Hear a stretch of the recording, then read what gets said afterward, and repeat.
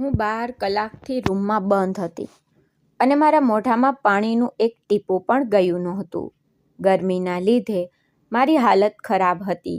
જ્યારે રૂમનો દરવાજો ખુલ્યો તો હું થોડી હેરાન થઈ ગઈ. મારું નામ સુશીલા છે. મારે 2 દીકરા હતા અને બંને પરણેલા હતા. બપોરનો સમય હતો. ગરમી ખૂબ જ વધારે હતી. સૂરજનો તાપ વરસી રહ્યો હતો. પંખાના ગભરાટમાં બેઠેલા બંને દીકરાઓ અંદરો અંદર વાત કરી રહ્યા હતા. તે બંનેની પત્નીઓ તેમની પાસે જ ઊભી હતી. આંખોથી તેમને ઈશારા કરી રહી હતી. નાનો દીકરો બોલ્યો, છેલ્લા 6 મહિનાથી હું જ રાખું છું માને.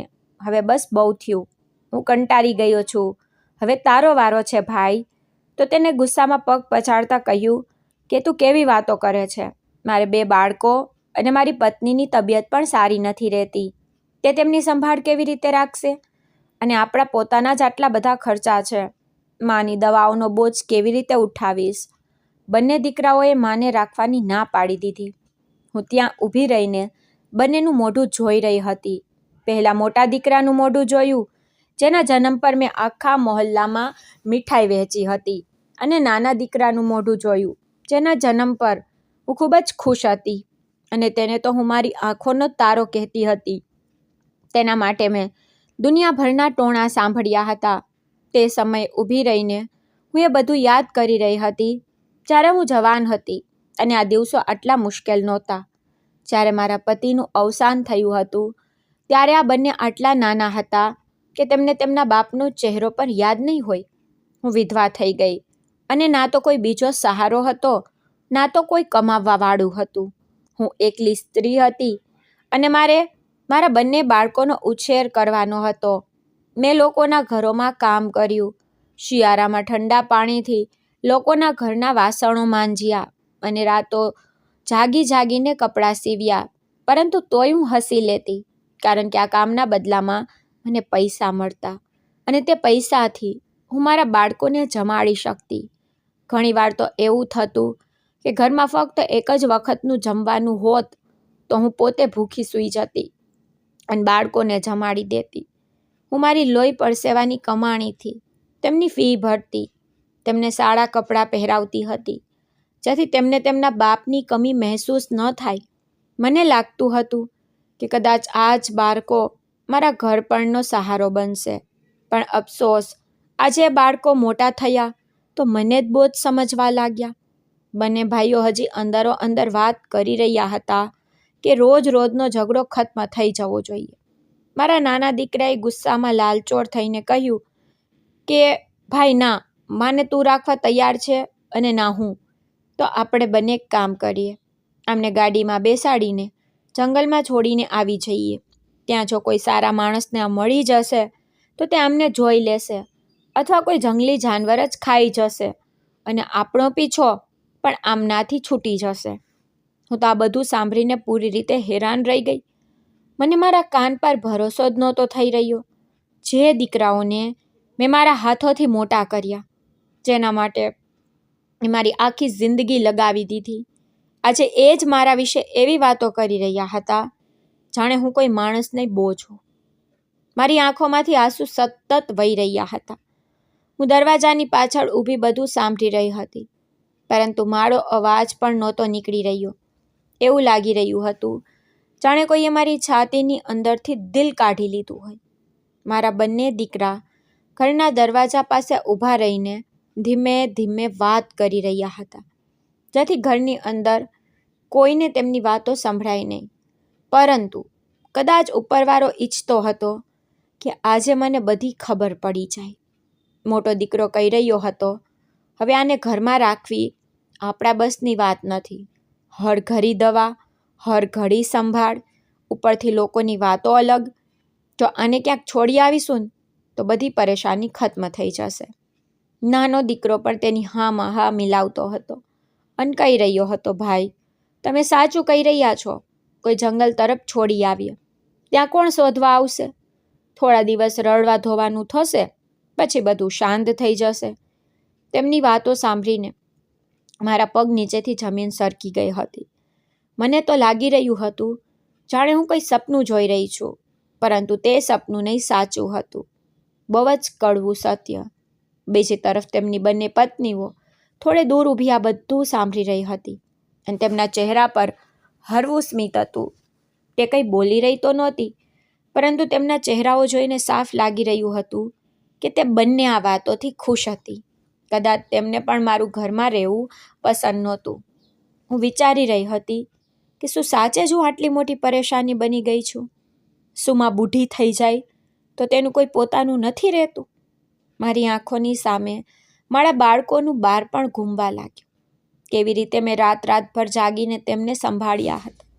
કેવી રીતે તેમની નાની અમથી ઈજા પર પણ મારું દિલ કાપી જતું. કેવી રીતે તેમના માટે મેં પોતે ભૂખ્યા રહીને ખાવાનું બચાવ્યું હતું.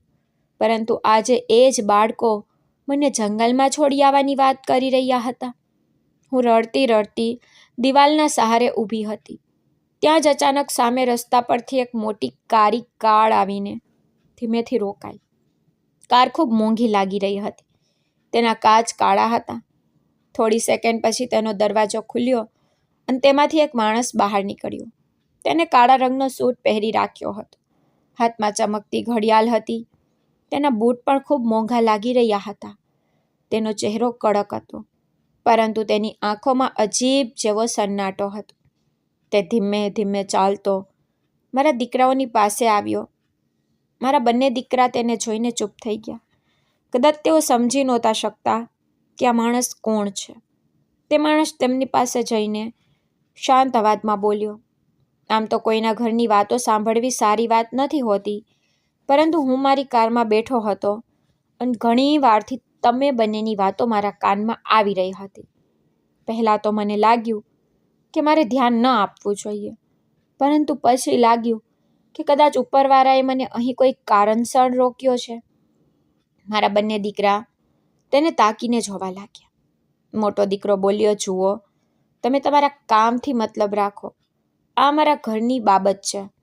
તે માણસે ગુસ્સો કર્યા વગર બહુ આરામથી કહ્યું, હું તો ફક્ત મદદ કરવા માંગુ છું. જો તમે બંને તમારી માંથી આટલા પરેશાન છો તો તેમને મને આપી દો. હું બદલામાં તમે બંનેને 20 લાખ રૂપિયા આપીશ. તેની વાત સાંભળતા જ બંને દીકરા એકદમ હેરાન થઈ ગયા. તેમને લાગ્યું કે કદાચ તે મજાક કરી રહ્યો છે. નાનો દીકરો ગુસ્સામાં બોલ્યો, જુઓ, અમારી સાથે મજાક ન કરો અને અહીંથી ચાલ્યા જાઓ. અમને તમારી કોઈ વાતમાં કોઈ રસ નથી. પરંતુ તે માણસ બિલકુલ શાંત ઊભો રહ્યો. તેને કહ્યું, હું મજાક નથી કરી રહ્યો. પછી તે ધીમેથી વળ્યો અને પોતાની કાર તરફ ગયો. થોડી સેકન્ડ પછી તે પાછો આવ્યો. તેના હાથમાં ચામડાની એક મોટી બેગ હતી. તેણે બેગ જમીન પર મૂકી અને ચેન ખોલી દીધી. બેગની અંદર નોટોની થોકડીઓ ભરેલી હતી. મારા બંને દીકરાઓની આંખો પહોળી થઈ ગઈ. તેમની પત્નીઓ પણ આગળ આવી ગઈ અને લાલચથી તે બેગને જોવા લાગી. તે માણસ બોલ્યો, આ પૂરા 20 લાખ રૂપિયા છે. જો તમે તમારી માને મારી સાથે મોકલી દો તો આ બધા પૈસા તમારા થઈ જશે. થોડી ક્ષણો માટે ત્યાં બિલકુલ સન્નાટો છવાઈ ગયો. મારા દીકરા એકબીજાની તરફ જોવા લાગ્યા, જાણે તેમના મનમાં લાલચ અને ડર બંને ચાલી રહ્યા હોય. મોટો દીકરો ધીમેથી બોલ્યો, પણ તમે અમારી માને લઈને શું કરશો? તે માણસ હળવું હસ્યો અને બોલ્યો, તેની ચિંતા તમારે કરવાની જરૂર નથી. હું તેમનું ખરાબ તો નહીં કરું, બસ તેમને મારી સાથે લઈ જવા માંગુ છું. નાનો દીકરો અત્યાર સુધી તે પૈસાથી ભરેલી બેગને જ જોઈ રહ્યો હતો. તેની પત્ની ધીમેથી તેના કાનમાં બોલી, આટલા પૈસા આપણને જિંદગીમાં ક્યારેય નહીં મળે, અને આ ઓરત આમ પણ આપણા કોઈ કામની નથી, તો જવા દો ને. તેની વાત સાંભળીને મારી તો આત્મા કાપી ગઈ. હું સમજી જ નહોતી શકતી કે હું જીવતી છું કે મરી ચૂકી છું. જે બાળકો માટે મેં મારી આખી જિંદગી લગાવી દીધી, આજે તેઓ મને પૈસાના બદલામાં કોઈ અજાણ્યા માણસને આપવા વિશે વિચારી રહ્યા હતા. મારી આંખોમાંથી આંસુ રોકાતા જ નહોતા. હું ઈચ્છીને પણ બહાર જઈને કશું બોલી નહોતી શકતી, કારણ કે મારું દિલ પૂરી રીતે તૂટી ચૂક્યું હતું. બીજી તરફ મોટો દીકરો થોડીવાર વિચાર્યા પછી બોલ્યો કે જો અમે માની જઈએ તો તમે અત્યારે પૈસા આપી દેશો? તે માણસ બોલ્યો કે હા, અત્યારે આ જ સમયે હું આ પૈસા તમને આપી દઈશ અને તમારી માને મારી સાથે પણ લઈ જઈશ. તેના અવાજમાં અજીબ જેવો ભરોસો હતો, પરંતુ તેની આંખોમાં એટલું દર્દ હતું કે તેને જોઈને લાગી રહ્યું હતું કે જાણે તેની અંદર પણ કોઈ જૂનો જખમ છુપાયેલો હોય. મારા બંને દીકરા ફરી અંદરો અંદર ધીમે ધીમે વાતો કરવા લાગ્યા. તેમની પત્નીઓ વારંવાર તેમને હા પાડવાનો ઈશારો કરી રહી હતી અને હું દૂર ઊભી આ બધું જોઈ રહી હતી. મને લાગી રહ્યું હતું કે જાણે મારું પોતાનું જ ઘર મારા માટે પારકું થઈ ગયું. પછી તે માણસ મને પોતાની સાથે લઈ ગયો. મારા બંને દીકરા ચૂપચાપ ઊભા રહ્યા. તેમાંથી કોઈએ પણ મને રોકવાની કોશિશ ન કરી. મેં એકવાર તેમની તરફ જોયું. કદાચ મારા દિલમાં હજી પણ ક્યાંક ને ક્યાંક આશા હતી કે તેઓ મને અવાજ આપશે, કહેશે કે માં ના જા, પરંતુ એવું કશું જ ન થયું. તે બંને બસ તે પૈસાથી ભરેલી બેગને જોઈ રહ્યા હતા. તેમની પત્નીઓના ચહેરા પર ખુશી સાફ દેખાઈ રહી હતી અને મારું દિલ તે સમયે પૂરી રીતે તૂટી ચૂક્યું હતું. તે માણસ ધીમેથી મારી પાસે આવ્યો અને બોલ્યો, ચાલો માજી. હું થોડી ક્ષણો ત્યાં જ ઊભી રહી. પછી ભારે પગલે તેની સાથે ચાલી નીકળી. તેને કારનો દરવાજો ખોલ્યો અને મને ખૂબ જ ઇજ્જતથી અંદર બેસાડી. ગાડી ખૂબ મોટી અને મોંઘી હતી. અંદર એટલી સફાઈ હતી કે મને ડર લાગી રહ્યો હતો ક્યાંક મારા જૂના કપડાથી સીટ ગંદી ન થઈ જાય. હું તો ચૂપચાપ એક ખૂણામાં બેસી ગઈ. પછી ગાડી ધીમે ધીમે આગળ વધવા લાગી. જેવી ગાડી અમારા ઘરથી દૂર જવા લાગી, મેં એકવાર પાછળ ફરીને મારા ઘર તરફ જોયું તો મારી આંખોમાંથી આંસુ આપોઆપ વહેવા લાગ્યા. તે જ ઘર હતું જ્યાં મેં મારી આખી જિંદગી વિતાવી હતી, જ્યાં મારા બાળકોએ પહેલી વાર ચાલતા શીખ્યું હતું, જ્યાં તેમના બાળપણનું હાસ્ય ગુંજતું હતું, જ્યાં મારા પતિની યાદો હતી. આજે તે ઘરમાંથી હું એક બોજની જેમ કાઢવામાં આવી રહી હતી. હું બસ બારીમાંથી બહાર જોતી જોતી રડતી રહી. રસ્તા આખા મારા મનમાં હજારો સવાલો ઘૂમી રહ્યા હતા. આખરે આ માણસ કોણ છે? તેને મને કેમ ખરીદી? તેને આટલા પૈસા કેમ આપ્યા? જો તે ઈચ્છત તો મને પૈસા આપ્યા વગર પણ ત્યાંથી લઈ જઈ શકતો હતો. હું પોતે જ તેની સાથે ચાલી આવત. છતાં પણ તેને આટલો મોટો સોદો કેમ કર્યો? થોડી વાર પછી મેં હિંમત કરી તેની તરફ જોયું. તે તો ચૂપચાપ ગાડી ચલાવી રહ્યો હતો. તેનો ચહેરા પર અજીબ જેવી ગંભીરતા હતી. મેં ધીમેથી તેને પૂછ્યું, દીકરા, તું કોણ છે? અને તે મારા માટે આટલા પૈસા કેમ આપ્યા? તે મારા દીકરાઓ પાસેથી મને કેમ ખરીદી? હું તો હવે કોઈ કામની પણ નથી રહી. ના હું ઘરનું કામ કરી શકું છું, ના કોઈની મદદ કરી શકું છું. તો પછી તે આટલો મોટો ખોટનો સોદો કેમ કર્યો? મારો અવાજ કાપી રહ્યો હતો, કારણ કે હું સાચ જ સમજી નહોતી શકતી. તેણે થોડી સેકન્ડ સુધી ચૂપ રહીને રસ્તા તરફ જોયું. પછી હળવું સ્મિત તેના ચહેરા પર આવ્યું અને તે બોલ્યો, માજી, મેં જિંદગીમાં ક્યારેય ખોટનો સોદો નથી કર્યો અને આજે પણ નથી કર્યો. જો મેં તમારા દીકરાને 20 લાખ રૂપિયા આપ્યા છે તો તેમની પાસેથી તેનાથી ક્યાંય વધારે વસૂલ કરીશ. તમે તો બસ જોતા જાઓ. તેની વાત સાંભળીને વધુ ડરી ગઈ. મને સમજ નહોતું પડી રહ્યું કે તે શું કહેવા માંગે છે. તેના ચહેરા પર તે સમયે એવું સ્મિત હતું જેને જોઈને હું ગભરાઈ ગઈ હતી. પછી તે બોલ્યો, તમે ચિંતા ન કરો, હું તમારું ખરાબ નહીં કરું. બસ થોડી વારમાં તમને બધું સમજાઈ જશે. હું ચૂપ થઈ ગઈ, પરંતુ મારા મનમાં ડર ઓછો ન થયો. ગાડી સતત આગળ વધતી રહી. શહેરની ભીડ પાછળ છૂટી ગઈ અને થોડી વાર પછી ગાડી એક બહુ મોટા અને આલિશાન ઘરની સામે જઈને રોકાઈ.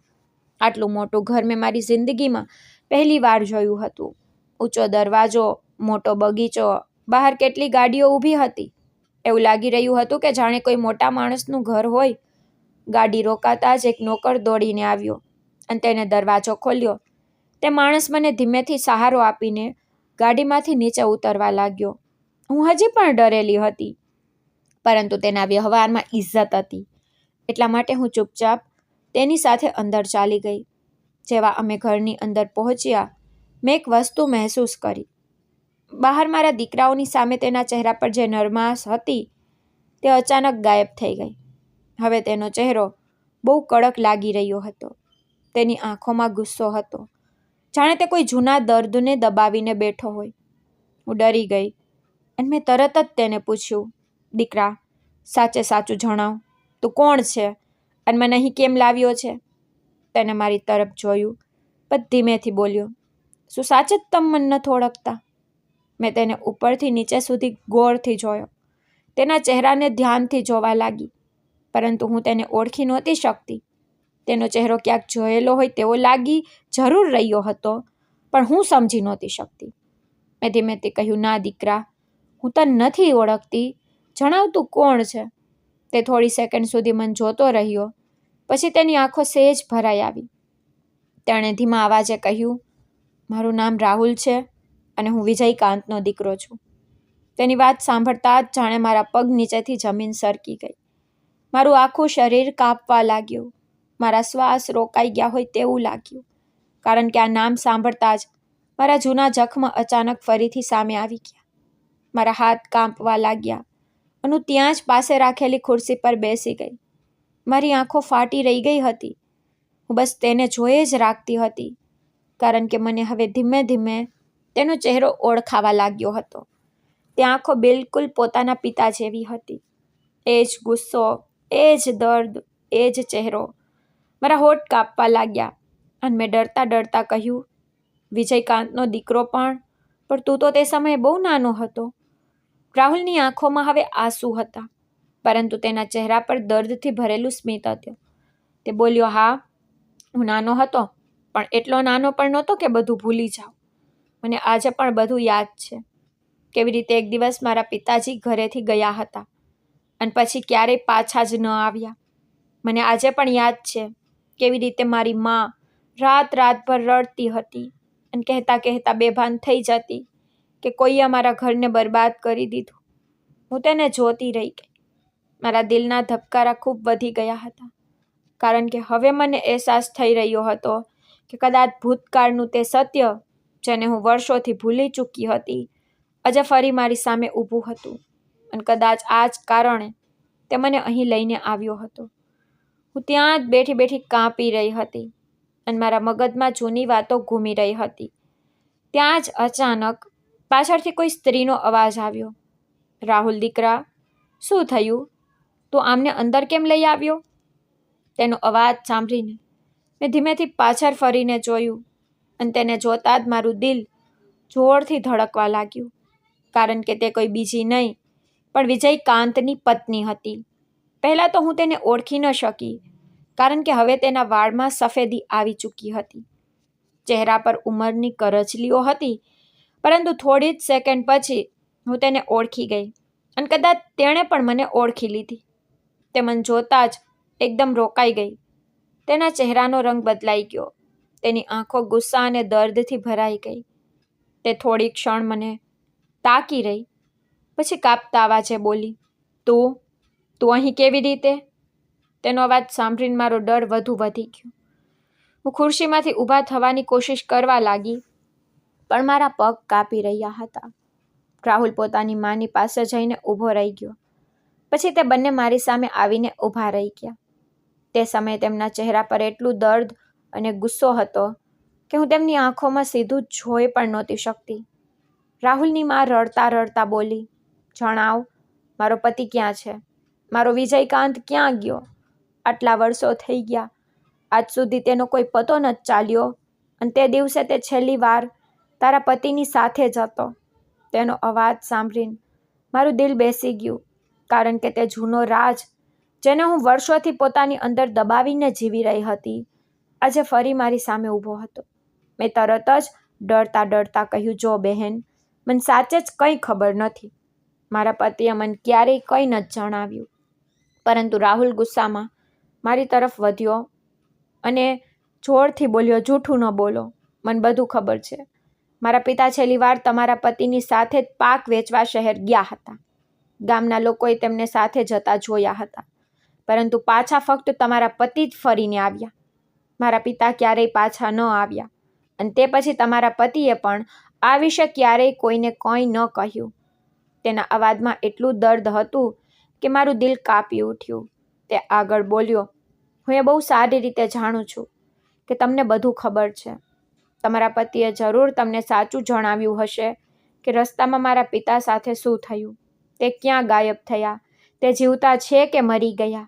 મને બસ સાચું જાણવું છે. તેની મા પણ રડતા રડતા બોલી.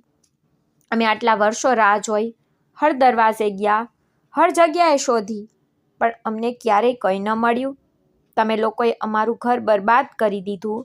તેમની વાતો સાંભળીને મારી આંખોમાંથી આંસુ નીકળવા લાગ્યા, કારણ કે સત્ય તો એ હતું કે હું પોતે પણ તેના જૂના ઘરની સાથે વર્ષોથી જીવી રહી હતી. પરંતુ મેં તોય કાપતા અવાજે કહ્યું કે ના દીકરા, હું સાચું કહી રહી છું. મને કંઈ ખબર નથી. તેમણે મને કશું જ જણાવ્યું નહોતું. હું કંઈ નથી જાણતી. રાહુલનો ચહેરો ગુસ્સાથી લાલ થઈ ગયો. તે જોરથી બોલ્યો, જો તમે સાચું નહીં જણાવો તો હું તમને એવી સજા આપીશ કે તમે વિચારી પણ નહીં શકો. આટલા વર્ષોથી મારી માં હર રાત રડતી રહે છે. મેં બાળપણથી મારા પિતાની રાહ જોઈ છે. અને હવે જ્યારે મને ખબર પડી કે તે દિવસે તમારા પતિ તેમની સાથે હતા, તો હું સાચું જાણ્યા વગર નહીં રહું. હું ડરથી કાપવા લાગી, પણ તોય મેં એ જ કહ્યું કે દીકરા, હું સાચું બોલી રહી છું. મને કંઈ નથી ખબર.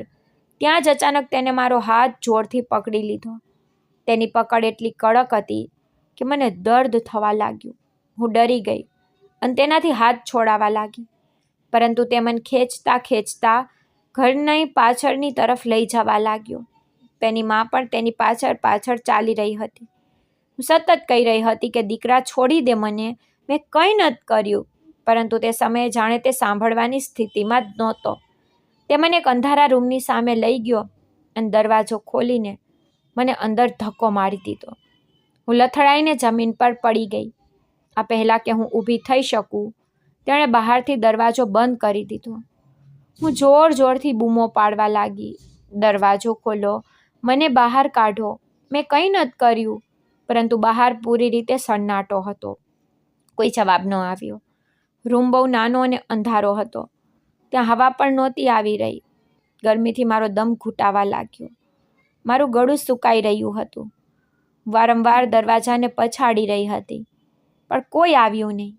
ધીમે ધીમે મારું શરીર સાથ છોડવા લાગ્યું. તરસના લીધે મારું ગળું બળી રહ્યું હતું. હું રડતી રડતી જમીન પર બેસી ગઈ અને ઉપરવાળા પાસે દુઆ કરવા લાગી કે કોઈ મને અહીંથી બહાર કાઢી લે. સમય ધીમે ધીમે પસાર થતો રહ્યો.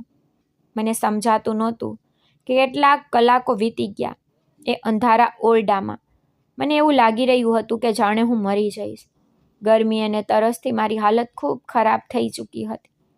મારા હોઠ સુકાઈ ગયા હતા. આંખો સામે અંધારું છવાવા લાગ્યું હતું.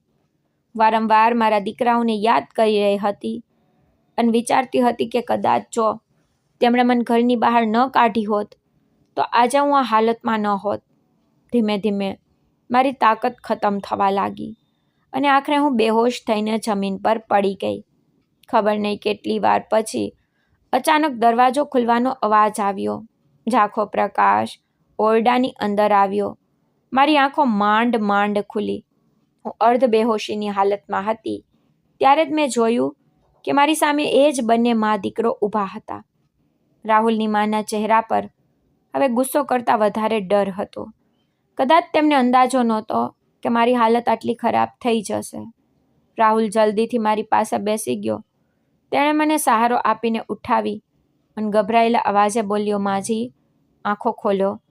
પછી તેણે જલ્દીથી પાણીની બોટલ ઉપાડી અને મારા હોઠે લગાવી. મેં ધ્રુજતા ધ્રુજતા પાણી પીધું. એ સમયે એવું લાગી રહ્યું હતું જાણે મારો જીવ પાછો આવી રહ્યો હોય. રાહુલની મા પણ મારી પાસે બેસી ગઈ અને બોલી, બહેનજી, અમને માફ કરી દો. અમે તો બસ સાચું જાણવા માંગતા હતા, પણ તમારી હાલત થઈ જશે એવું અમે વિચાર્યું નહોતું. હું પાણી પીતા પીતા બસ તેમને જોઈ રહી હતી, કારણ કે એ સમયે મારી અંદર ડર પણ હતો, દર્દ પણ હતું અને ક્યાંક ને ક્યાંક એ અહેસાસ પણ કે આટલા વર્ષોનું એ દબાયેલું સત્ય હવે વધારે સમય છુપાયેલું નહીં રહે. પછી મેં ધીમે ધીમે પોતાને સંભાળી. રાહુલ અને તેની મા મારી પાસે બેઠા હતા. તેમની આંખોમાં ગુસ્સો પણ હતો, દર્દ પણ હતું અને સત્ય જાણવાની બેચેની પણ હતી. મારા હાથ હજી પણ ધ્રુજી રહ્યા હતા. હું સતત રડી રહી હતી, કારણ કે આટલા વર્ષોથી જે વાત મારા સીનામાં દબાયેલી હતી તે આજે પહેલી વાર હું કોઈને બતાવી રહી હતી. મેં ધ્રુજતા અવાજે કહેવાનું શરૂ કર્યું, બેટા, આજે આશરે 30 વર્ષ પહેલાંની વાત છે. એ સમયે આપણા પરિવારો વચ્ચે ખૂબ સારો સંબંધ હતો. તમારા પિતા વિજયકાંત અને મારા પતિ સંજય ખૂબ પાકા મિત્રો હતા. નહીં, મિત્ર કરતાં પણ વધીને હતા. બંને એકબીજાને ભાઈ કહેતા હતા. આખા ગામમાં તેમની મિત્રતાની મિસાલ આપવામાં આવતી હતી. લોકો કહેતા હતા કે જો સાચી મિત્રતા જોવી હોય ને તો વિજયકાંત અને સંજયની જુઓ. બંને સાથે ખેતરમાં કામ કરતા હતા, સાથે પાક ઉગાડતા હતા, સાથે જ શહેરમાં જઈને વેચીને આવતા હતા. જો એકના ઘરમાં ખુશી હોય તો બીજો તેનાથી વધારે ખુશ થતો, અને જો એકના ઘરમાં દુઃખ આવતું તો બીજો સૌથી પહેલાં તેની સાથે ઊભેલો જોવા મળતો હતો. હું અને તમારી મા પણ ખૂબ સારી રીતે મળતા હતા. અમે બધા એક પરિવારની જેમ રહેતા હતા. એ સમયે જિંદગી ખૂબ સારી ચાલી રહી હતી.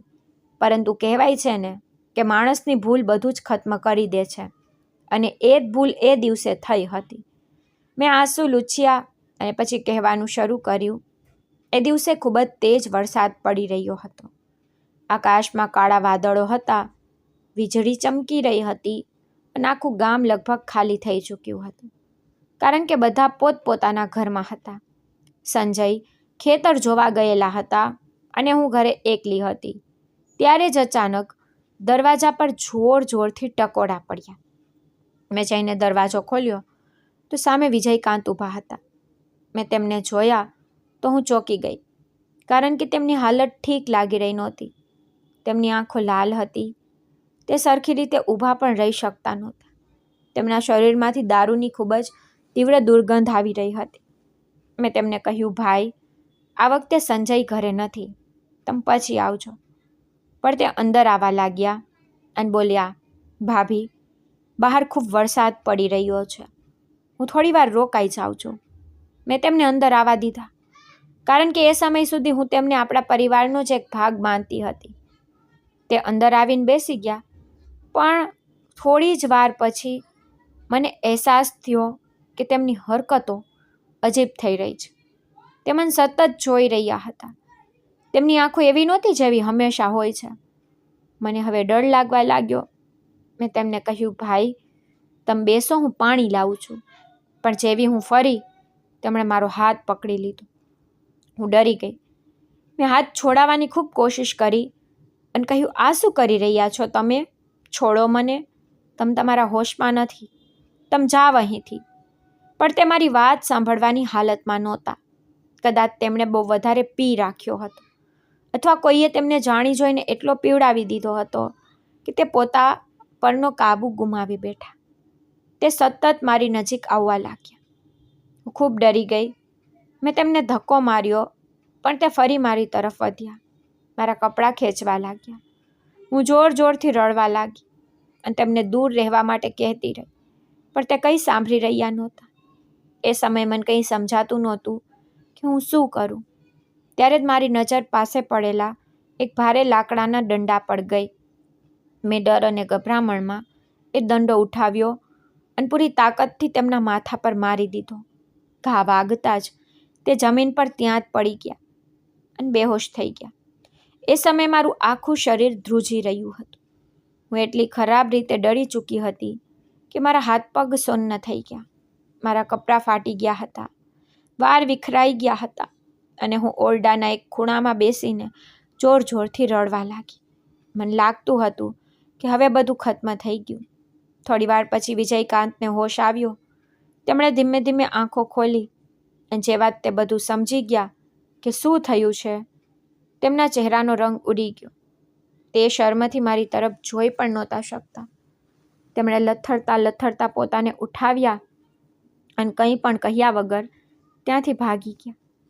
અને હું તો હજી પણ એ જ ખૂણામાં બેસીને રડી રહી હતી. ત્યારે જ થોડી વાર પછી સંજય ઘરે પાછા ફર્યા. તેમણે જે વાત મને આ હાલતમાં જોઈ તે ગભરાઈ ગયા અને દોડીને મારી પાસે આવ્યા. તેમણે પૂછ્યું કે શું થયું? તું આ હાલતમાં કેમ? તું રડે છે કેમ?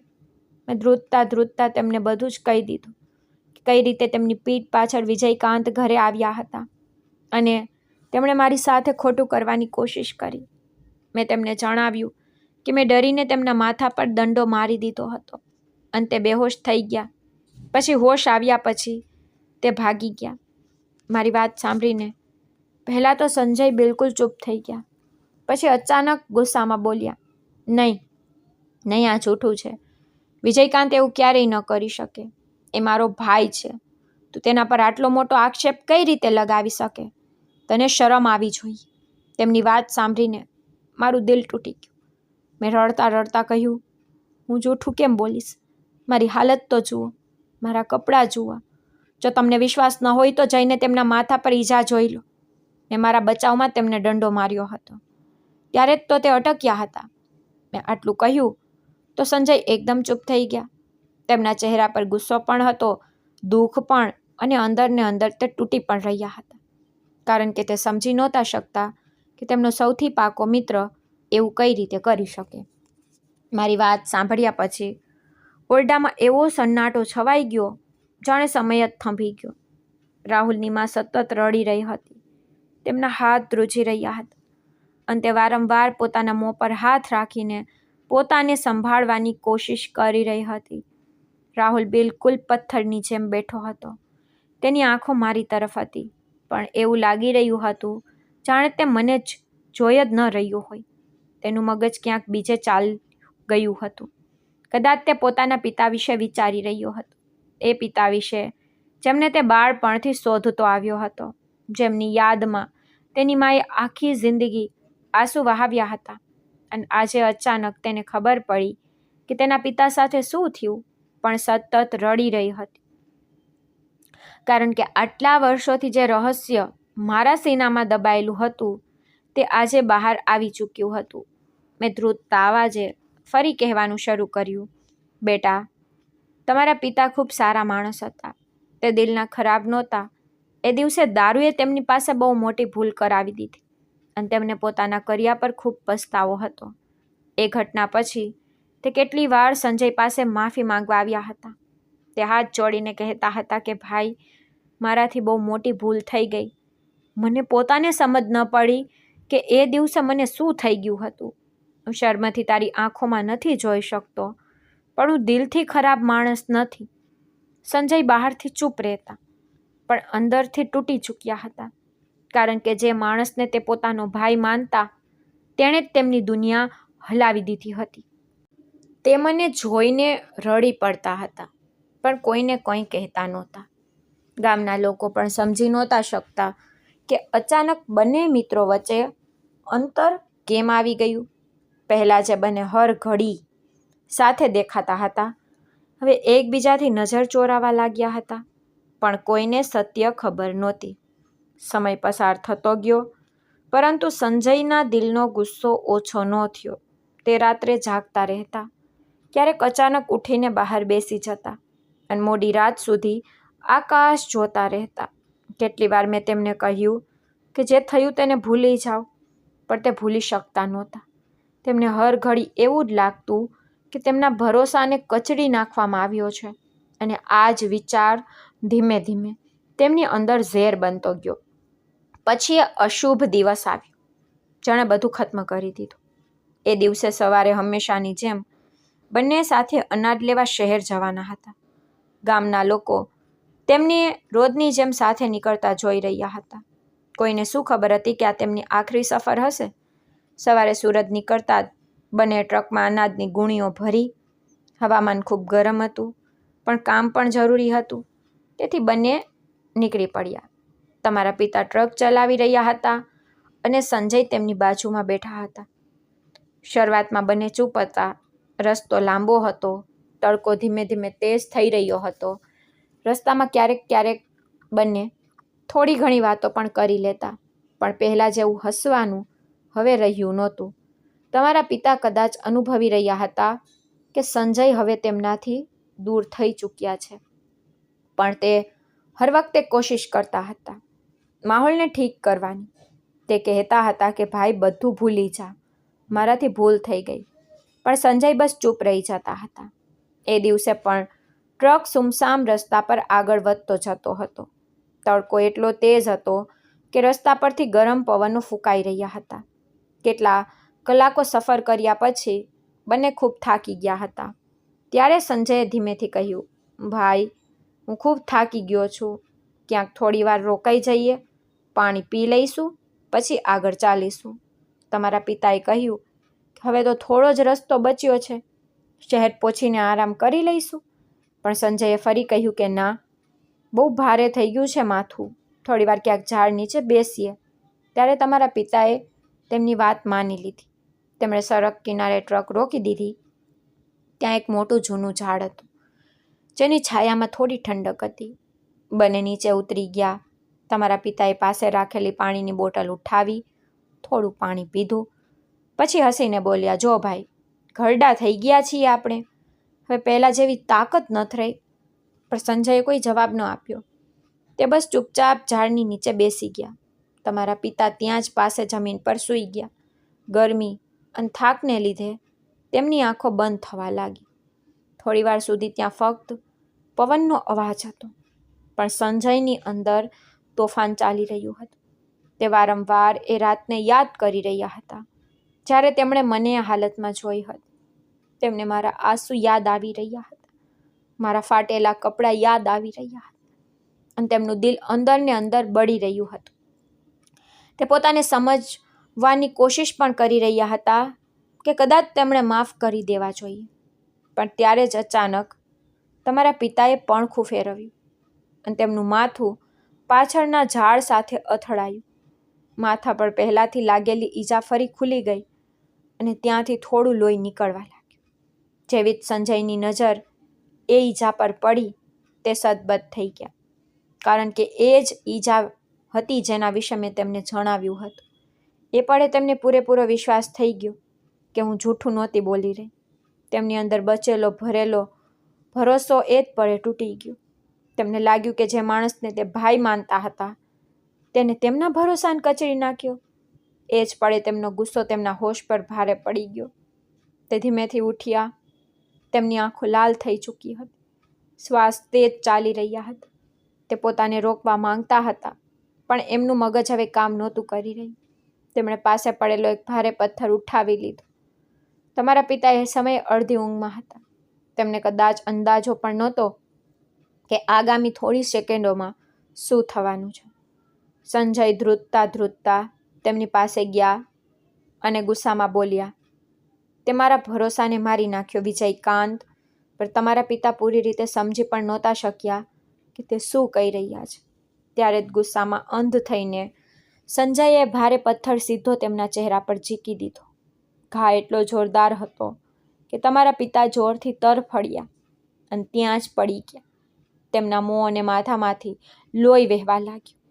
તેમણે ઉઠવાની કોશિશ કરી, પણ તેમને તક સુધા ન મળી.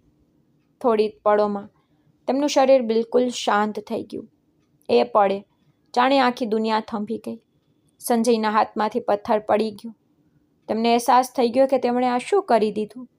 તે ડરના માર્યા પાછળ હટી ગયા. તેમના હાથ ધ્રુજી રહ્યા હતા. તે વારંવાર વિજયકાંતને ઉઠાવવાની કોશિશ કરવા લાગ્યા અને રડતા રડતા કહેવા લાગ્યા, ભાઈ ઉઠ, મારાથી ભૂલ થઈ ગઈ. પણ હવે બહુ મોડું થઈ ચૂક્યું હતું. તમારા પિતા મરી ચૂક્યા હતા. એ સુમસામ રસ્તા પર ફક્ત પવન ચાલી રહ્યો હતો અને સંજયના રડવાનો અવાજ ગુંજી રહ્યો હતો. તે ત્યાં જ બેસીને ધ્રુસકે ધ્રુસકે રડવા લાગ્યા. તેમને સમજ નહોતું પડતું કે હવે શું કરે. જો તે ગામમાં જઈને સત્ય જણાવે તો લોકો તેમને કાતિલ કહેત. તેમનો પરિવાર બરબાદ થઈ જાત. ડર અને ગભરામણમાં તેમણે બીજી એક મોટી ભૂલ કરી દીધી. તેમણે આસપાસ જોયું, ત્યાં દૂર દૂર સુધી કોઈ નહોતું. પછી તેમણે પોતાના હાથથી માટી ખોદવાની શરૂ કરી. તે સતત રડતા જતા હતા અને કહેતા હતા કે ભાઈ મને માફ કરી દે, મારાથી આ શું થઈ ગયું, મેં ગુસ્સામાં બધું ખત્મ કરી દીધું. ઘણીવાર પછી તેમણે ત્યાં જ સડક કિનારે તમારા પિતાની લાશ દફનાવી દીધી. પછી માટી સરખી કરી દીધી, જેથી કોઈને કોઈ શંકા ન જાય. એ સમયે તેમનું આખું શરીર માટી અને લોહીથી ભરાઈ ચૂક્યું હતું. રાત થવા સુધી તે ત્યાં જ બેસી રહ્યા, જાણે તેમને સમજ જ નહોતું પડતું કે ઘર કઈ રીતે જાય. પછી અડધી રાતના સમયે તે એકલા ટ્રક લઈને ગામ પાછા ફર્યા. જ્યારે તે ઘરે પહોંચ્યા તો તેમની હાલત જોઈને હું ડરી ગઈ. તેમના કપડાં માટીથી ખરદાયેલા હતા, ચહેરો સફેદ પડી ચૂક્યો હતો, આંખો સૂજી ગઈ હતી. મેં પૂછ્યું, વિજયકાંત ક્યાં છે? તો તે કંઈ ન બોલ્યા, બસ ચૂપચાપ બેસી ગયા. આખી રાત ધ્રુજતા રહ્યા. બીજા દિવસે ગામમાં વિજયકાંતને શોધવાના સમાચાર ફેલાઈ ગયા. બધા લોકો અહીં તહીં તલાશ કરવા લાગ્યા. તમારી માં દરેક દરવાજે ગઈ, દરેક રસ્તા પર શોધ્યા, પણ તેમને કંઈ ન મળ્યું. અને સંજય એ દિવસથી ક્યારેય પહેલાં જેવા ન રહ્યા. તે હળઘરી ડરમાં જીવવા લાગ્યા. રાત્રે ચીસ પાડીને ઉઠી જતા. કેટલી વાર તો ઊંઘમાં વિજયકાંતનું નામ લેતા અને રડવા લાગતા. તેમનું શરીર ધીમે ધીમે નબળું પડતું ગયું, કારણ કે તે પોતાના ગુનાના બોજ નીચે દબાઈ ચૂક્યા હતા. અને બેટા, સત્ય એ જ છે કે તમારા પિતાને કોઈ દુશ્મને નહીં, પણ ગુસ્સામાં તૂટેલા પોતાના જ મિત્રએ મારી નાખ્યા હતા. પછી બીજી રાત થઈ ગઈ, અને એ રાત અમારી જિંદગીની સૌથી ભારે રાતોમાંની એક હતી. ઘરની અંદર એવો સન્નાટો હતો, જાણે આ ઘરમાંથી બધી ખુશીઓ હંમેશા માટે ચાલી ગઈ હોય. બહાર હલકો પવન ચાલી રહ્યો હતો. ક્યારેક ક્યારેક કૂતરાઓના ભસવાનો અવાજ સંભળાઈ જતો હતો, પણ અમારા ઘરની અંદર ફક્ત એક માણસના તૂટેલા શ્વાસ અને ડસકા ભરવાના રડવાનો અવાજ ગુંજી રહ્યો હતો. અને એ માણસ મારા પતિ સંજય હતા. તે ઓરડાના એક ખૂણામાં જમીન પર બેઠા હતા. તેમના બંને હાથ ધ્રુજી રહ્યા હતા. ચહેરો પૂરી રીતે ઉતરેલો હતો, આંખો લાલ થઈ ચૂકી હતી, અને એવું લાગી રહ્યું હતું કે જાણે થોડા જ કલાકોમાં તે કેટલાય વર્ષો ઘરડા થઈ ગયા હોય. એ દિવસથી તેમણે સરખી રીતે ખાધું નહોતું, ના કોઈની સાથે વાત કરી હતી. બસ ચૂપચાપ બેઠા રહેતા અને ક્યારેક અચાનક રડવા લાગતા. હું પણ અંદરથી તૂટેલી હતી, પણ છતાંય પોતાને સંભાળવાની કોશિશ કરી રહી હતી, કારણ કે જો હું પણ તૂટી જાત તો કદાચ તે પોતાને ખત્મ કરી લેત. હું વારંવાર તેમની પાસે જઈને બેસતી, તેમનો ખંભો પકડીને કહેતી કે પોતાને સંભાળો. જે થવાનું હતું તે થઈ ગયું, પણ તે મારી તરફ જોતા પણ નહોતા. બસ શૂન્ય આંખોથી સામે જોતા રહેતા, જાણે તેમનો આત્મા મરી ચૂક્યો હોય. ઘણીવાર સુધી તે બિલકુલ ચૂપ બેસી રહ્યા. પછી અચાનક તેમણે પોતાનું માથું ઉઠાવ્યું અને ગભરાઈને મારી તરફ જોયું. તેમની આંખોમાં ડર સાફ દેખાઈ રહ્યો હતો. તે જલ્દીથી બોલ્યા, એ બેગ ટ્રકમાં રાખેલી હતી. હું એક પળ માટે સમજી ન શકી કે તે કઈ બેગની વાત કરી રહ્યા છે. પછી મને યાદ આવ્યું કે વિજયકાંત જ્યારે છેલ્લી વાર ઘરેથી નીકળ્યા હતા, ત્યારે તેમના હાથમાં એક જૂની ચામડાની બેગ હતી. સંજય જલ્દીથી ઉઠ્યા. તેમના પગ ધ્રુજી રહ્યા હતા. હું પણ તેમની પાછળ પાછળ બહાર ગઈ. રાત ખૂબ ઘાટી થઈ ચૂકી હતી. આકાશમાં વાદળો હતા અને ચારે તરફ અંધારું ફેલાયેલું હતું. ઘરની પાછળ ટ્રક ઊભી હતી. એ ટ્રક જેમાં બેસીને તે બંને શહેર ગયા હતા અને જેમાંથી ફક્ત સંજય પાછા ફર્યા હતા. સંજય ધીમે ધીમે ટ્રક પાસે ગયા, જાણે તેમને ડર લાગી રહ્યો હોય કે એ ટ્રકની અંદર તેમનો ગુનો હજી પણ તેમની રાહ જોઈ રહ્યો છે. તેમણે ધ્રુજતા હાથે ટ્રકનો દરવાજો ખોલ્યો અને અંદર જોવા લાગ્યા. પછી સીટની નીચેથી તેમણે એ જૂની ચામડાની બેગ કાઢી. બેગ માટી અને ધૂળથી ભરેલી હતી. તેને જોતાં જ મારા દિલના ધબકારા તેજ થઈ ગયા, કારણ કે ન જાણે તેમાં શું હતું. અમે બંને જલ્દીથી ઓરડાની અંદર આવ્યા. સંજયે દરવાજો બંધ કર્યો અને બેગને પોતાની સામે રાખીને થોડીવાર તેને જોતા રહ્યા, જાણે તેને ખોલવાની હિંમત જ ન રહી હોય. પછી તેમણે ધ્રુજતા હાથે તેની ચેન ખોલી. બેગની અંદર કેટલાક નોટો રાખેલા હતા, કેટલાક જમીનના કાગળો હતા અને સૌથી ઉપર એક પત્ર રાખેલો હતો. સંજયે જેવા જે પત્ર ઉઠાવ્યો, તેમના હાથ વધુ ધ્રુજવા લાગ્યા. તે ઘણીવાર સુધી તેને જોતા રહ્યા, પણ ધીમેથી તેને ખોલ્યો. તેમનો અવાજ ધ્રુજી રહ્યો હતો જ્યારે તેમણે વાંચવાનું શરૂ કર્યું. તેમાં લખ્યું હતું, સંજય ભાઈ, મને માફ કરી દે છે. મારાથી બહુ મોટી ભૂલ થઈ ગઈ. હું મારા કર્યા પર ખૂબ શર્મિંદો છું. મને પોતાનાથી નફરત થઈ રહી છે. હું જાણું છું મેં તારા ભરોસાને તોડ્યો અને કદાચ તું મને ક્યારેય માફ નહીં કરે, પણ છતાંય હાથ જોડીને તારી પાસે માફી માંગી રહ્યો છું. આજે આપણે બંને છેલ્લી વાર સાથે સફર કરી રહ્યા છીએ અને એટલા માટે જ હું આ પત્ર છોડી રહ્યો છું. આ તમારા ખેતરો અને જમીનોના તમામ કાગળો છે અને આ કેટલાક પૈસા છે જે મેં જિંદગીભર મહેનત કરીને કમાયા હતા. હું આ બધું તને આપી રહ્યો છું. હું મારી પત્ની અને દીકરાને લઈને આ ગામ છોડી દઈશ. હું એટલો દૂર ચાલ્યો જઈશ કે તને ક્યારેય મારો ચહેરો પણ નહીં દેખાય. હું તારી જિંદગીમાંથી હંમેશને માટે ચાલ્યો જઈશ. બસ જો થઈ શકે તો મને માફ કરી દેજે ભાઈ. હું મારી ભૂલનો બોજ લઈને જીવી નથી શકતો, પણ હું મજબૂર છું. હું જે કરી ચૂક્યો છું તેને બદલી નથી શકતો. આજની આ સફર કદાચ આપણી આખરી સફર હોય. પત્ર વાંચતા વાંચતા સંજયનો અવાજ તૂટી ગયો. તેમની આંખોમાંથી આંસુ સતત પડવા લાગ્યા. તેમના હાથમાંથી એ પત્ર નીચે પડી ગયો અને તેઓ ત્યાં જ જમીન પર બેસીને જોરથી રડવા લાગ્યા. તેઓ પોતાના બંને હાથ માથા પર મૂકીને વારંવાર એક જ વાત કહી રહ્યા હતા. મેં આ શું કરી દીધું? મેં મારા જ ભાઈને મારી નાખ્યો. તે પોતે જ બધું છોડીને જવાનો હતો. તે મન છોડીને દૂર ચાલ્યો જાત, પરંતુ મેં ગુસ્સામાં બધું ખત્મ કરી દીધું. તેમનું રડવું જોઈને મારું દિલ પણ ફાટી રહ્યું હતું, કારણ કે પહેલીવાર મને પણ અહેસાસ થયો કે વિજયકાંત ખરેખર પોતાની ભૂલ પર શર્મિંદા હતા. તેઓ બદલો લેવા નહોતા આવ્યા.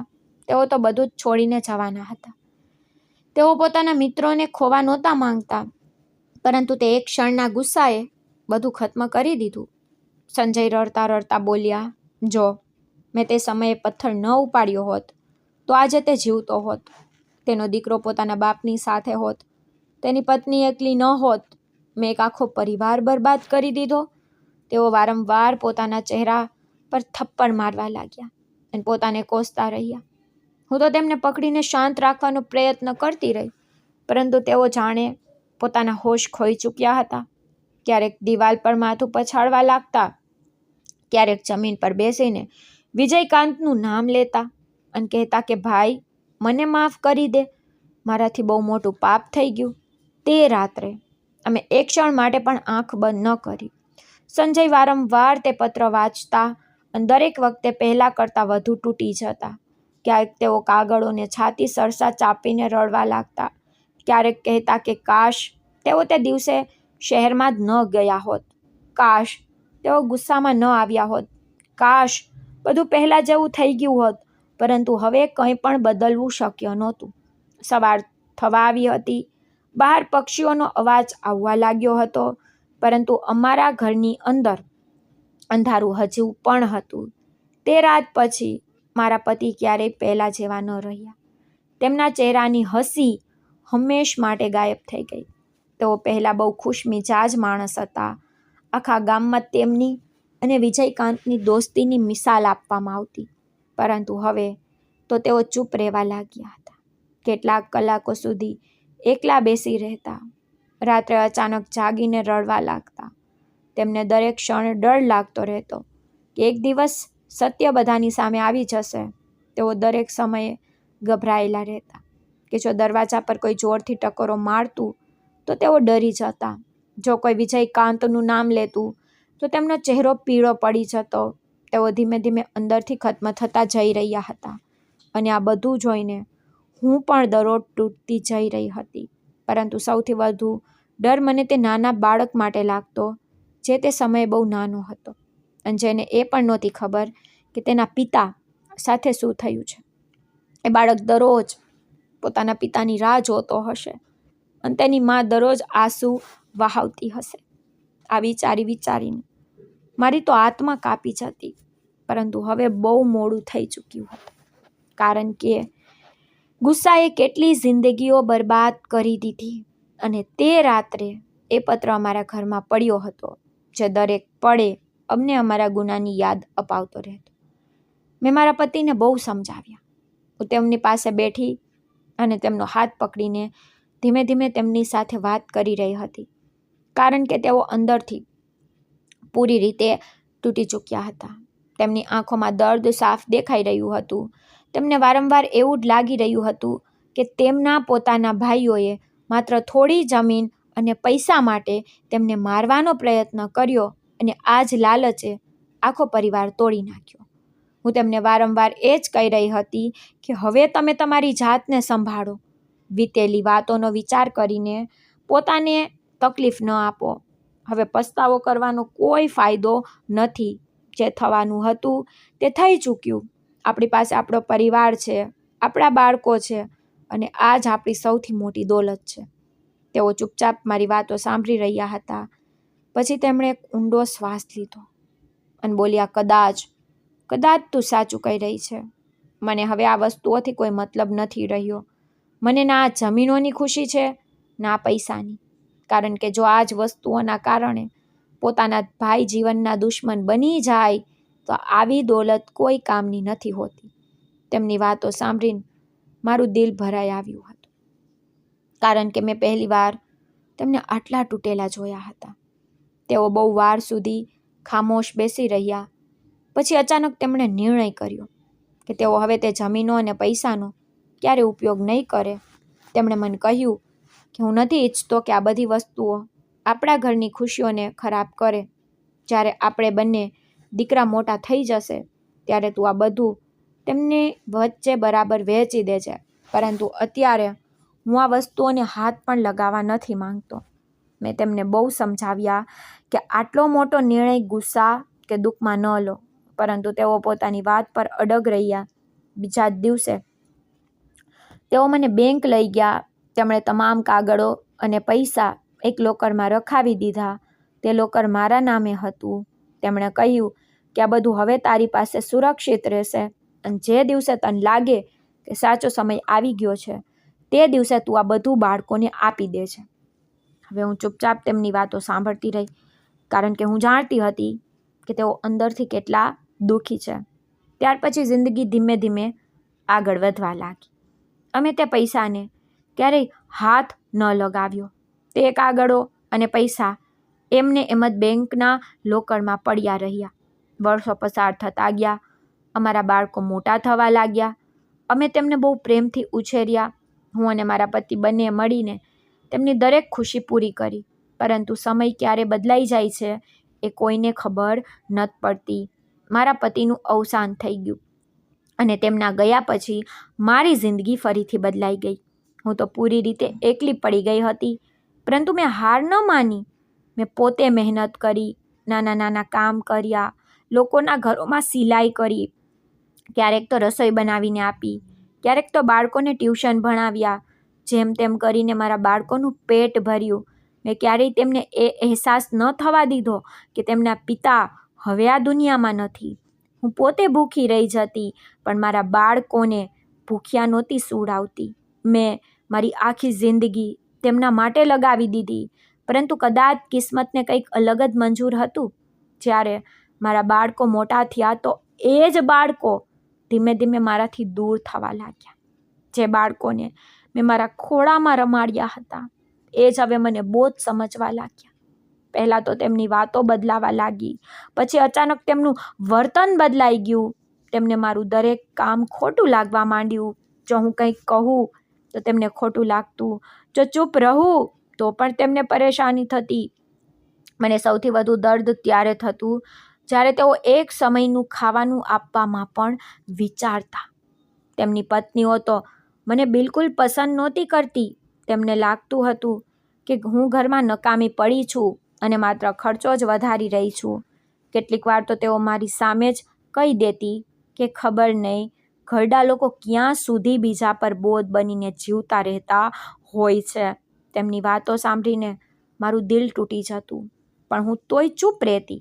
કારણ કે હું મારા બાળકોના ઘરમાં લડાઈ ઝઘડો નહોતી ઈચ્છતી. હું તો અવારનવાર રાત્રે એકલી બેસીને મારા પતિને યાદ કરતી અને વિચારતી કે જો તેઓ આજે હોત ને તો કદાચ મારી આ હાલત ન હોત. પરંતુ હું પછી મારી જાતને સંભાળી લેતી. મેં મારા બાળકોને ક્યારેય તે પૈસા વિશે નહોતું જણાવ્યું, ના તે જમીનો વિશે જણાવ્યું. કારણ કે હું જાણતી હતી કે જો તેમને ખબર પડી ગઈ તો કદાચ તેમની લાલચ વધુ વધી જશે. અને હું નહોતી ઈચ્છતી કે એ જ વાર્તા ફરી દોહરાવવામાં આવે જે ક્યારેક મારા પતિના પરિવારમાં થઈ હતી. એટલા માટે મેં બધું મારા દિલમાં દબાવીને રાખ્યું. તે તમામ કાગળો અને પૈસા આજે પણ મારા બેંકના લોકરમાં એ જ રીતે સુરક્ષિત રાખેલા છે. મેં ક્યારેય તેમાંથી એક રૂપિયો પણ વાપર્યો નથી. જ્યારે કેટલી વાર મારી હાલત એવી થઈ કે મારી પાસે દવા ખરીદવા સુધીના પૈસા નહોતા, છતાં પણ મેં તે પૈસાને હાથ ન લગાવ્યો. કારણ કે તે મારા પતિની આખરી નિશાની હતા અને તેમની આખરી ઈચ્છા પણ. હું હંમેશા વિચારતી હતી કે જે દિવસે વિજયકાંતનો દીકરો કે તેના ખાનદાનનો કોઈ પણ માણસ મારી પાસે આવશે ને, હું આ બધું તેની હવાલે કરી દઈશ, કારણ કે અસલી હક એ જ લોકોનો છે. હું નહોતી ઈચ્છતી કે મારા બાળકો માત્ર પૈસા જોઈને બદલાઈ જાય અને અંદરો અંદર લડવા લાગે. એટલા માટે મેં આ રાજ હંમેશા પોતાના દિલમાં છુપાવીને રાખ્યું અને આજ સુધી કોઈને પણ આના વિશે જણાવ્યું નહીં. જ્યારે મેં રાહુલ અને તેની માને મારા પતિની આખી સચ્ચાઈ જણાવી તો રૂમમાં એકદમ સન્નાટો છવાઈ ગયો હતો. રાહુલની માની આંખોમાંથી આંસુ સતત વહી રહ્યા હતા. તેઓ પોતાના મોં પર હાથ રાખીને રડી રહ્યા હતા, જાણે તેમને જૂના બધા દિવસો યાદ આવી ગયા હોય. અને રાહુલ પણ બિલકુલ ચૂપ બેઠો હતો. તેનો ચહેરો પર હેરાની સાફ દેખાઈ રહી હતી. કદાચ તેને વિશ્વાસ જ નહોતો થઈ રહ્યો કે તેના પિતાએ પોતાની જિંદગીમાં આટલું બધું સહન કર્યું હતું અને આટલા વર્ષો સુધી આ બધું પોતાના દિલમાં દબાવીને રાખ્યું હતું. હું તે બંનેને જોઈ રહી હતી અને મારા દિલમાં પણ બહુ દર્દ થઈ રહ્યું હતું, કારણ કે આટલા વર્ષો પછી એ વાતો ફરીથી બહાર આવી હતી, જેને મેં હંમેશા મારી છાતીમાં છુપાવીને રાખી હતી. રાહુલ ધીમે ધીમે મારી પાસે આવીને બેસી ગયો. તેને બહુ પ્રેમથી મારો હાથ પકડ્યો અને બોલ્યો, માજી, જો તમને આ બધું પહેલેથી જ ખબર હતું તો તમે મને ક્યારેય કેમ ન જણાવ્યું? જ્યારે મેં તમને કેટલી વાર મારા પિતા વિશે પૂછ્યું ત્યારે પણ તમે કંઈ ન કહ્યું. તેનો અવાજ ગળગળો થઈ રહ્યો હતો. તેની આંખો લાલ થઈ ચૂકી હતી. હું થોડી ક્ષણ તેને જોતી રહી, પણ ધીમેથી બોલી, બેટા, મેં એટલા માટે કંઈ ન જણાવ્યું કારણ કે હું નહોતી ઈચ્છતી કે તું તારા પિતા વિશે આવી વાતો સાંભળીને શર્મિંદા થઈ જા. તેઓ જેવા પણ હતા આખરે તારા પિતા હતા અને હું નહોતી ઈચ્છતી કે તારા દિલમાં તેમના માટે નફરત પેદા થઈ. મેં હંમેશા એ જ વિચાર્યું કે જ્યારે સાચો સમય આવશે ને ત્યારે તને બધું સત્ય જણાવી દઈશ. મારી વાત સાંભળીને રાહુલની આંખોમાંથી આંસુ નીકળી પડ્યા. તેને પોતાનું માથું નમાવી દીધું અને બોલ્યો, મને વિશ્વાસ નથી થઈ રહ્યો કે મારા પિતા આવી હરકત પણ કરી શકે છે. તેમણે તમારી સાથે આટલું ખોટું કર્યું અને હું પણ તમને ખોટી સમજતો રહ્યો. મેં પણ કેટલી વાર તમારા વિશે ખોટું વિચાર્યું. મને માફ કરી દો. તેના અવાજમાં પસ્તાવો સાફ દેખાઈ રહ્યો હતો. તે સાચે જ અંદરથી તૂટી ચૂક્યો હતો. મેં તરત જ તેના હાથ પર મારો હાથ મૂક્યો અને કહ્યું, બેટા, તારે માફી માંગવાની કોઈ જરૂર નથી. તે જે જોયું એ જ સાચું માન્યું અને કોઈ પણ તારી જગ્યાએ હોત ને તો કદાચ એ જ વિચારત. મેં તો તને બહુ પહેલાં જ માફ કરી દીધો હતો. હવે આ વાતોને દિલ પર ન લે. જે વીતી ગયું તે પાછું નહીં આવે. મારી વાત સાંભળીને તેને મારી તરફ જોયું. તેની આંખોમાં આપ્તજન જેવો ભાવ સાફ દેખાઈ રહ્યો હતો. પછી મેં તેને કહ્યું, જો તને હજી પણ મારી વાત પર વિશ્વાસ ન હોય તો તું બેંક જઈને લોકર નંબર 305 ખોલી લે. તેમાં તારા પિતાના રાખેલા તમામ કાગળો અને તે પત્ર આજે પણ એવો જ રાખેલો છે જે તેમણે પોતાના હાથે લખ્યો હતો. જ્યારે તું એ બધું જોઈશ ને ત્યારે તને પોતે જ વિશ્વાસ થઈ જશે કે હું સાચું કહી રહી છું અને જે તમારા પિતાની અમાનત છે ને તે આખરે તમને મળી જશે. હું તો આટલા વર્ષોથી બસ સાચા માણસની રાહ જોઈ રહી હતી. રાહુલે મને ધ્યાનથી સાંભળી રહ્યો હતો. પછી મેં આગળ કહ્યું, મેં તને અને તારી માને શોધવાનો પણ બહુ પ્રયત્ન કર્યો, પરંતુ તમે લોકો મને ક્યાંય ન મળ્યા. પછીથી મને ખબર પડી તારી માં તને લઈને શહેર ચાલ્યા ગયા હતા. પછી રાહુલની માએ ધીમેથી આંસુ લૂછ્યા અને બોલી કે હા, જ્યારે ગામમાં મારી પાસે કંઈ નહોતું બચ્યું ને ત્યારે હું મારા દીકરાને લઈને શહેર ચાલી ગઈ. મારી પાસે રહેવા માટે ઘર સુધી નહોતું, પરંતુ મેં હાર ન માની. મેં નાના નાના કામ કર્યા, લોકોના ઘરોમાં રસોઈ બનાવી, કપડાં સીવ્યા. જેમ તેમ કરીને મેં મારા દીકરાને ભણાવ્યો ગણાવ્યો. હું ઈચ્છતી હતી કે મારો દીકરો મોટો માણસ બને અને કોઈની સામે હાથ ન ફેલાવે. આજે એ જ દીકરો આટલો મોટો બની ચૂક્યો છે. આ કહેતા તેમની આંખોમાં ગર્વ સાફ દેખાઈ રહ્યો હતો. તેમણે પ્રેમથી રાહુલના માથા પર હાથ ફેરવ્યો અને બોલી, મેં મારા દીકરાને બહુ મુશ્કેલીથી મોટો કર્યો છે. મેં ક્યારેય તેને તેના પિતાની ખોટ વર્તાવા નથી દીધી. રાહુલ પોતાની માની વાતો સાંભળીને રડી પડ્યો. તે ઉઠીને પોતાની માને ગળે વળગી ગયો અને બોલ્યો, માં, તમે મારા માટે આટલું બધું કર્યું અને મને ક્યારેય અહેસાસ પણ ન થવા દીધો કે તમે કેટલી તકલીફો સહન કરી છે. હું તો બહુ જ નસીબદાર છું કે તમે મારી માં છો. એ બંને મા દીકરો એકબીજાને પકડીને રડી રહ્યા હતા અને હું એ બંનેને જોઈને વિચારતી હતી કે જિંદગી ભલે ગમે તેટલી મુશ્કેલ કેમ ન હોય, જો માણસની અંદર હિંમત હોય ને તો તે દરેક દર્દ સહન કરીને પણ આગળ વધી શકે છે. પછી રાહુલે મારી તરફ જોયું અને બોલ્યો, માજી, હવે તમે એકલા નથી. હવે અમે તમારો પરિવાર છીએ. જે કંઈ મારા પિતાનું હતું તે તમારું પણ એટલું જ છે અને હવે હું તમને ક્યારેય કોઈ વસ્તુની ખોટ નહીં વર્તાવા દઉં. તેની વાત સાંભળીને મારા દિલને બહુ સુકૂન મળ્યું, કારણ કે આટલા વર્ષો પછી પહેલી વાર મને લાગ્યું કે કદાચ મારા પતિની આખરી ઈચ્છા પૂરી થવા જઈ રહી છે અને તેમની અમાનત સાચા હાથો સુધી પહોંચી જશે. રાહુલની માં મારી તરફ જોઈ રહી હતી. તેમની આંખોમાં આંસુ હતા, ચહેરા પર હળવી ફરિયાદ પણ હતી. તેઓ ધીમેથી બોલી, બહેન, તું મને એક વાત તો સાચી જણાવી શકતી હતી. આટલા વર્ષો સુધી તે આટલું મોટું સત્ય એકલીએ પોતાના દિલમાં દબાવીને રાખ્યું. હું તેમની વાત સાંભળીને ચૂપ થઈ ગઈ, કારણ કે સાચે જ મેં ઘણું બધું છુપાવ્યું હતું, પરંતુ તે બધું મેં કોઈ લાલચમાં નહીં પણ ડર અને મજબૂરીમાં કર્યું હતું. મેં તેમની તરફ જોયું અને ધીમેથી કહ્યું, હું બહુ ડરી ગઈ હતી બહેન, મને માફ કરી દે. મને લાગ્યું હતું કે જો આ સત્ય બહાર આવી ગયું તો ફરી એ જ લાલચ, એ જ નફરત ફરીથી બધું બરબાદ કરી દેશે. એટલા માટે મેં કોઈને ન જણાવ્યું. મારો અવાજ ગળગળો થઈ ગયો, કારણ કે આટલા વર્ષોનું દર્દ હવે બહાર આવી રહ્યું હતું. રાહુલની માં મારી પાસે આવીને બેસી ગઈ અને તેમણે મારા હાથ પકડી લીધા. તેમણે કહ્યું, તે બધું બહુ એકલીએ સહન કર્યું છે બહેન. હવે તારે ડરવાની જરૂર નથી. હવે અમે તારી સાથે જ છીએ. તેમની વાત સાંભળીને મારી આંખોમાંથી આંસુ વહેવા લાગ્યા. આટલા વર્ષ પછી પહેલી વાર મને લાગ્યું હતું કે કોઈ સાચે જ મને પોતાનું સમજી રહ્યું છે. પછી મેં રાહુલ તરફ જોયું અને તેને કહ્યું, બેટા, હવે તું બેંક જઈને બધું કાઢી લે. લોકર નંબર 305માં તારા પિતાની આખી અમાનત રાખેલી છે. જ્યારે તું તેને જોઈશ ને તો તને મારી દરેક વાત પર વિશ્વાસ થઈ જશે.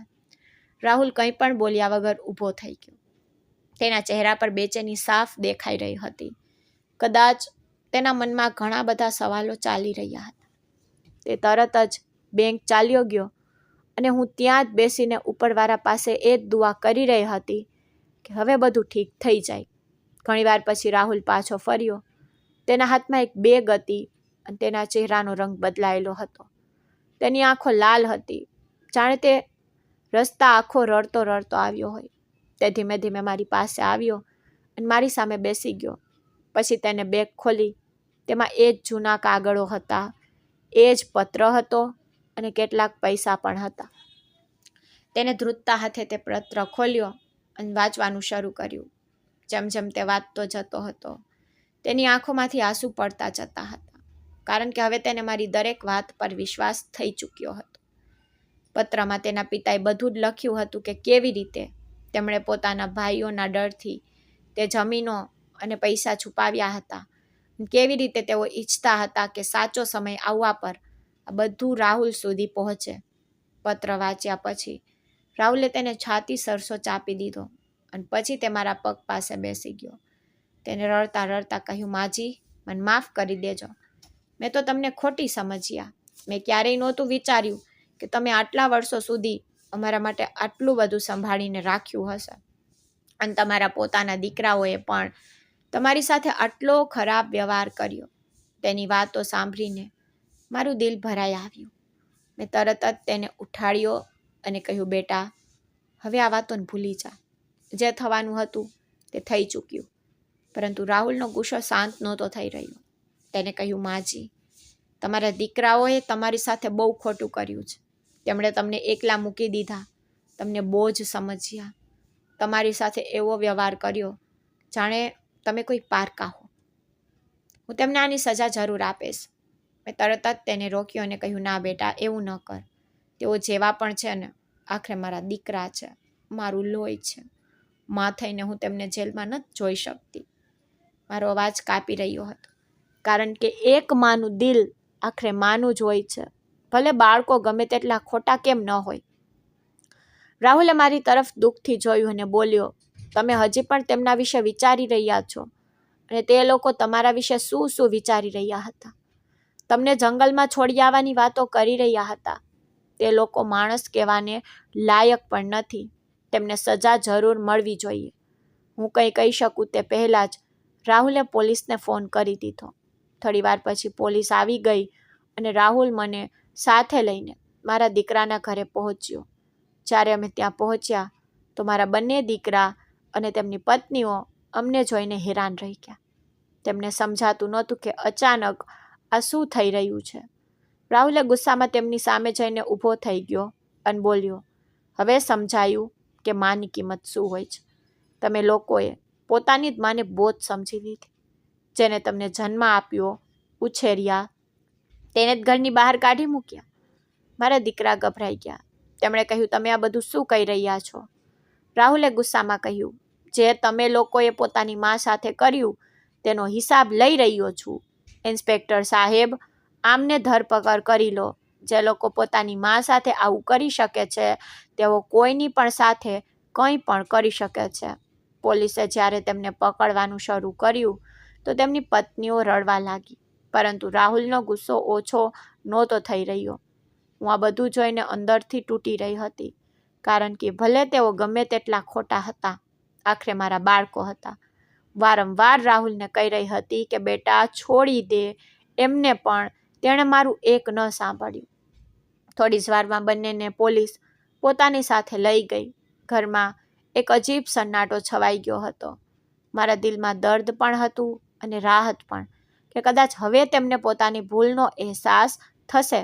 પણ પાછા આવતી વખતે રાહુલે ધીમેથી કહ્યું કે માજી, આજથી તમે મારી મા છો. તમે અમારી સાથે અમારા ઘરમાં રહેશો. હવે તમારે કોઈ વસ્તુની ચિંતા કરવાની જરૂર નથી. આ સાંભળતા જ મારી આંખોમાંથી આંસુ વહેવા લાગ્યા, કારણ કે જિંદગીમાં પહેલીવાર કોઈએ મને આ રીતે અપનાવી હતી. કોઈ પણ સ્વાર્થ વગર, કોઈ પણ લાલચ વગર. એ પળે મને લાગ્યું કે જાણે ઉપરવાળાએ મારા બધા દુઃખો પછી આખરે મને મારો પરિવાર પાછો આપી દીધો. રાહુલ મને પોતાની સાથે પોતાના ઘરે લઈ આવ્યો હતો, અને સાચું કહું તો મેં ક્યારેય નહોતું વિચાર્યું કે કોઈ પારકો માણસ મને આટલો અપનાવશે, જેટલો અપનાવ રાહુલ અને તેની માએ મને આપ્યો હતો. જે ઘરમાં હું ગઈ હતી ત્યાં મને ક્યારેય એવું મહેસૂસ જ થવા ન દીધું કે હું કોઈ બહારની વ્યક્તિ છું. રાહુલ દરરોજ સવારે મારા રૂમની બહાર આવીને પૂછતો, માજી, તમે દવા લીધી કે તમને કંઈ જોઈતું તો નથી ને? અને તેની મા પણ દરેક સમયે મારું ધ્યાન રાખતી. ક્યારેક મારા માટે પોતાના હાથે જમવાનું બનાવતી, ક્યારેક મારા માથામાં તેલ નાખી દેતી, ક્યારેક મારી પાસે બેસીને વાતો કરતી. હું ઘણીવાર ચૂપચાપ બેસીને વિચારતી હતી કે જ્યાં મારા પોતાના સગા દીકરા મને બોજ સમજવા લાગ્યા હતા, ત્યાં જ આ લોકો મને પોતાની માની જેમ ઇજ્જત અને પ્રેમ આપી રહ્યા હતા. મારું દિલ ઘણીવાર ભરાઈ આવતું હતું. હું બહારથી ભલે શાંત રહેતી, પરંતુ અંદર ને અંદર મને મારા દીકરાઓની બહુ યાદ આવતી હતી. વિચારતી હતી કે જેલમાં તેઓ કેવી રીતે રહી રહ્યા હશે. શું તેમને પોતાની ભૂલનો અહેસાસ થયો હશે કે નહીં? ઘણીવાર રાત્રે તેમની નાનપણની વાતો યાદ આવતી હતી.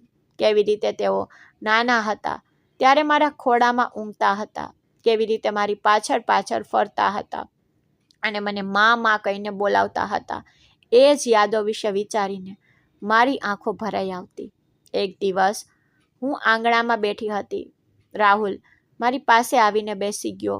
તેને જોયું કે હું ક્યાંક ખોવાયેલી છું તો તેને ધીમેથી પૂછ્યું, માજી, શું વાત છે? તમે કંઈક પરેશાન લાગી રહ્યા છો.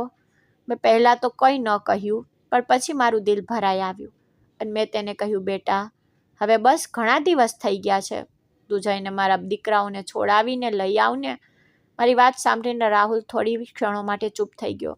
પછી તેને મારી તરફ હેરાનીથી જોયું અને બોલ્યો, સાચે જ માજી, તમારું દિલ કેટલું મોટું છે. તમે અત્યારે પણ તમારા દીકરાઓ વિશે જ વિચારી રહ્યા છો, જેમણે તમારી સાથે આટલું ખરાબ કર્યું.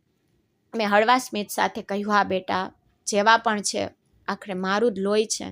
માં પોતાના બાળકોથી ક્યાં સુધી નારાજ રહી શકશે? મને બસ એ જ શાંતિ જોઈએ કે તેઓ ઠીક હોય. રાહુલ મારી વાત સાંભળીને ભાવુક થઈ ગયો. તેને મારો હાથ પકડી લીધો અને બોલ્યો, માજી, કદાચ દુનિયામાં માં જેવું દિલ કોઈનું નથી હોતું.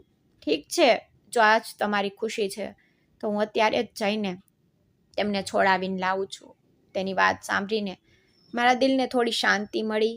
તે જ દિવસે રાહુલ પોલીસ સ્ટેશન ગયો અને બધી ઔપચારિકતાઓ પૂરી કરીને મારા બંને દીકરાઓને જેલમાંથી છોડાવીને ઘરે લઈ આવ્યો.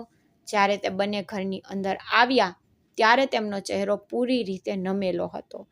તેમની આંખોમાં શરમ અને પસ્તાવો સાફ દેખાઈ રહ્યો હતો. જે વાત તેમણે મન જોઈ, બંને દોડીને મારા પગમાં પડી ગયા અને જોર જોરથી રડવા લાગ્યા.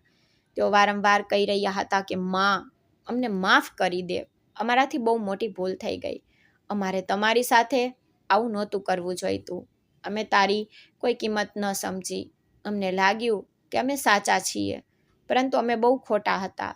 તેમનો અવાજ સાંભળીને મારું દિલ ધ્રુજી ગયું, કારણ કે મેં પહેલી વાર મારા દીકરાને આ રીતે તૂટતા જોયા હતા. તે બંને રડતા રડતા કહી રહ્યા હતા કે માં, અમે અમારી પત્નીઓના વહેકામાં આવી ગયા હતા. અમે સમજી ન શક્યા કે અમે શું કરી રહ્યા છીએ. અમે તમને બહુ દુઃખ આપ્યું.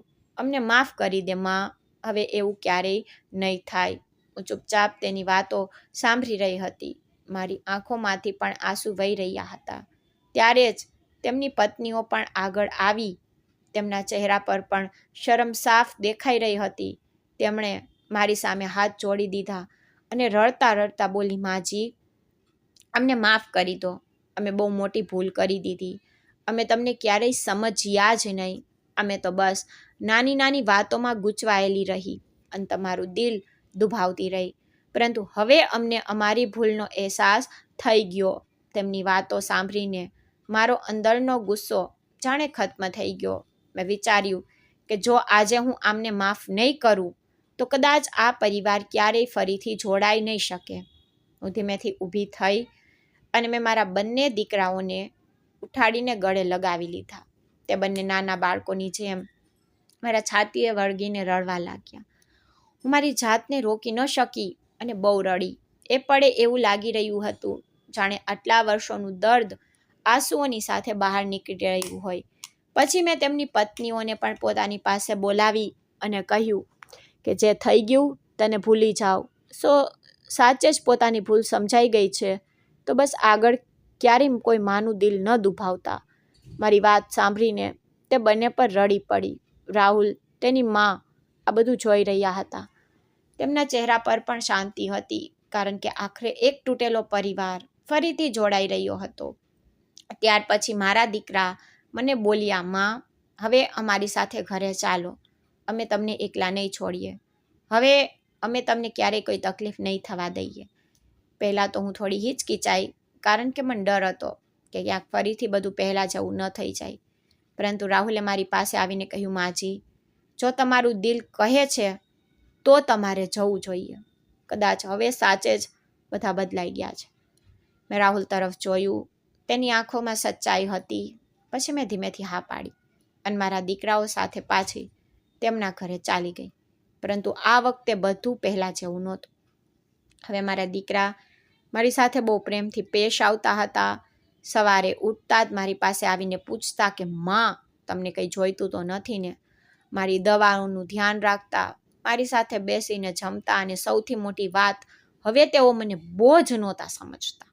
તેમની પત્નીઓ પણ હવે મારું સન્માન કરતી, મારા માટે પોતાના હાથે ચા બનાવતી, મારી સાથે બેસીને વાતો કરતી અને મારી દરેક નાની મોટી જરૂરિયાતોનું ધ્યાન રાખતી. ઘણીવાર હું ચૂપચાપ બેસીને વિચારતી કે કદાચ માણસથી ભૂલ થઈ જાય, પરંતુ જો તેને પોતાની ભૂલનો સાચે જ અહેસાસ થઈ જાય ને તો સંબંધો ફરીથી જોડાઈ શકે છે. અને આજે આટલા દર્દ સહન કર્યા પછી આખરે મારો પરિવાર ફરીથી એક થઈ ચૂક્યો હતો અને હવે મારી જિંદગી સાચે જ શાંતિથી પસાર થઈ રહી હતી. દોસ્તો, આશા રાખું છું કે તમને અમારી વાર્તા પસંદ આવી હશે. વાર્તા પસંદ આવી હોય તો વિડીયોને લાઈક કરો, ચેનલ પર નવા છો તો ચેનલને સબસ્ક્રાઈબ કરો અને હા, નોટિફિકેશન બેલને જરૂરથી દબાવો જેથી આગળની અપડેટ તમને પહેલાં મળી રહે. ધન્યવાદ.